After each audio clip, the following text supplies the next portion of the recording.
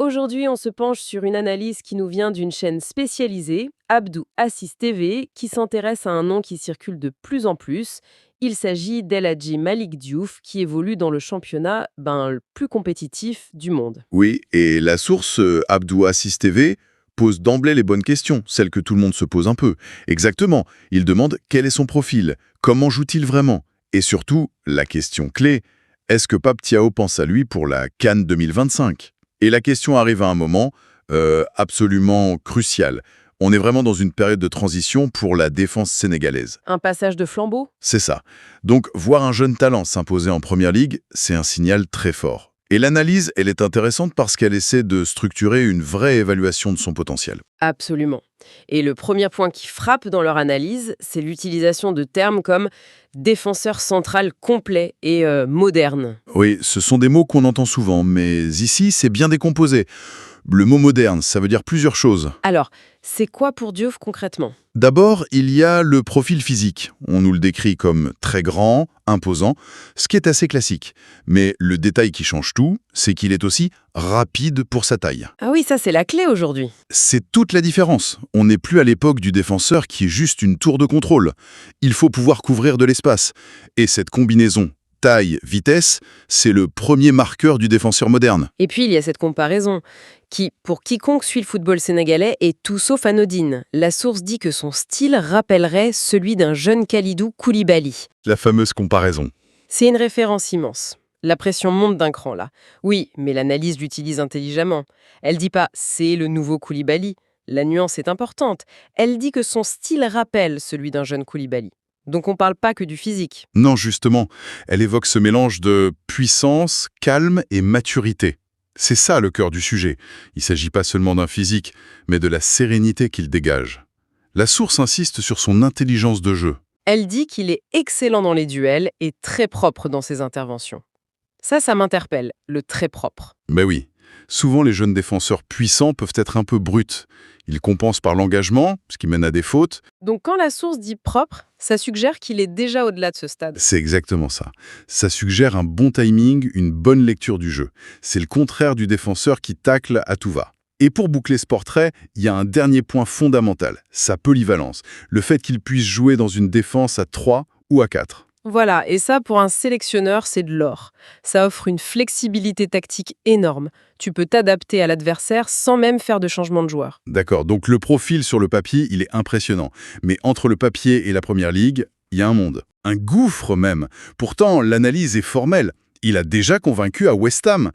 Et c'est là que ça devient vraiment, vraiment intéressant. Qu'est-ce qui a séduit dans cet environnement si impitoyable? Et c'est un point fascinant de l'analyse, parce qu'elle ne met pas en avant la technique en premier. On nous parle de son état d'esprit. De son mental? Oui, le document parle de son agressivité positive, de sa maturité dans les décisions. Ce sont des qualités intellectuelles. J'aime bien ce terme, agressivité positive. C'est être dur, mais juste, en gros. C'est tout à fait ça. C'est essentiel en première ligue. Mais ce qui semble avoir vraiment fait la différence, c'est ce que la source appelle la mentalité première ligue. Ah, ça c'est une expression qui en dit long. Ça va au-delà du terrain, imagine. Clairement. Derrière ces mots, il y a deux choses. PC, le sérieux, et la discipline tactique. L'analyse suggère qu'il a compris très vite que le talent seul, ça suffit pas. La moindre erreur de concentration se paie cash. Voilà. Il s'est pas seulement adapté physiquement, il s'est surtout adapté mentalement. C'est souvent ça, le vrai fossé entre un jeune talent qui réussit et un autre qui reste une promesse. Donc, il a le corps, mais il a aussi la tête. Ce qui nous amène à la question que tout le monde se pose. Et les lions de la Teranga dans tout ça? Oui, et là, le contexte est indispensable. La défense sénégalaise est à un tournant. La source est très claire là-dessus. Oui, Kalidou Koulibaly, le monument, est plus proche de la fin que du début.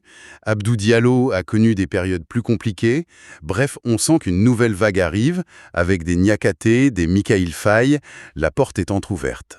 Et c'est dans cette porte entrouverte que Diouf pourrait s'engouffrer. Son profil semble taillé sur mesure pour le projet de Pape Thiaw. D'après l'analyse, c'est presque un portrait robot. L'analyse liste ce que cherche le coach, une défense puissante, jeune, agressive. Et capable de rivaliser physiquement. Chaque mot correspond à ce qu'on a décrit chez Diouf. Il amène cette culture du duel, de la première ligue, cette jeunesse. C'est un match parfait sur le papier. Donc, bon profil, bon championnat, correspond à la vision du coach. La conclusion logique serait de dire qu'il sera titulaire à la CAN 2025. Alors c'est là que l'analyse se montre assez pragmatique. Elle s'enflamme pas. Hein. Non, il n'est pas présenté comme un titulaire certain. Pas tout de suite en tout cas. Son rôle à court terme serait plutôt celui d'un défenseur de rotation. Mais rotation, ça veut pas dire simple remplaçant, j'imagine. Non, pas du tout. Ça veut dire qu'il entre dans les plans tactiques. Et la source détaille même les scénarios d'utilisation. Comme par exemple. Par exemple, pour sécuriser des fins de match. On mène 1-0, il reste 10 minutes, tu fais entrer un colosse comme lui pour les longs ballons. C'est une arme redoutable, Ou pour remplacer un blessé sans que le niveau baisse. évidemment. Et aussi, l'analyse évoque des matchs spécifiques, contre des attaquants très physiques. On pense à des profils comme Victor Osimhen. Exactement.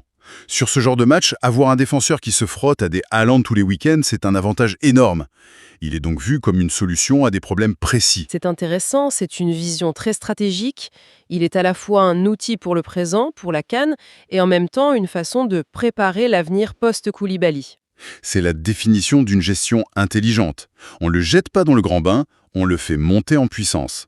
On le prépare pour l'avenir tout en bénéficiant déjà de ses qualités. Faisons le point alors. Pour récapituler, les forces sont claires. Puissance, domination aérienne, lecture du jeu, polyvalence. C'est un CV déjà très solide. Mais pour que le portrait soit complet, il faut regarder les axes de progression. Oui, et ce qui est rassurant, c'est que ses points faibles sont logiques, ils sont liés à son âge. Comme le manque d'expérience. Le manque d'expérience dans les grands matchs, c'est le premier point, c'est une évidence. L'expérience des matchs coup près en sélection, ça ne s'achète pas. C'est inévitable.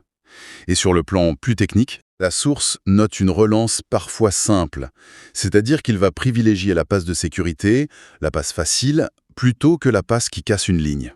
Ce n'est pas un défaut rédhibitoire pour un défenseur. Non, sa première mission c'est de bien défendre. Mais c'est une marge de progression pour atteindre le top mondial. Et ce qui a attiré mon attention, c'est cette remarque sur sa tendance à commettre des fautes d'engagement style Première Ligue. Ça, c'est un détail qui en dit très long. C'est un détail crucial. C'est le double tranchant de son style. Son agressivité, c'est une force en Angleterre, où l'arbitrage est plus laxiste. Mais cette même qualité peut se retourner contre lui ailleurs. Totalement. Sur un match de CAN avec un arbitrage différent, un contact jugé normal en Angleterre peut valoir un carton jaune. Il va devoir apprendre à gérer ça. Il devrait développer une sorte de curseur, en fait. C'est ça, une intelligence situationnelle. Mais, et c'est le point final de l'analyse, malgré ces aspects à polir, la conclusion est sans appel, son potentiel est, et c'est écrit en majuscule, énorme. Donc si on synthétise tout ça, El Hadji Malick Diouf n'est pas juste un nom pour l'avenir. C'est un défenseur au profil moderne, déjà aguerri par la Première Ligue, qui semble correspondre parfaitement aux besoins du sélectionneur. C'est une excellente synthèse. Même s'il n'est pas encore un titulaire en puissance, il apparaît comme une option crédible et, surtout, très stratégique pour la CAN 2025. Il incarne cette double promesse, oui.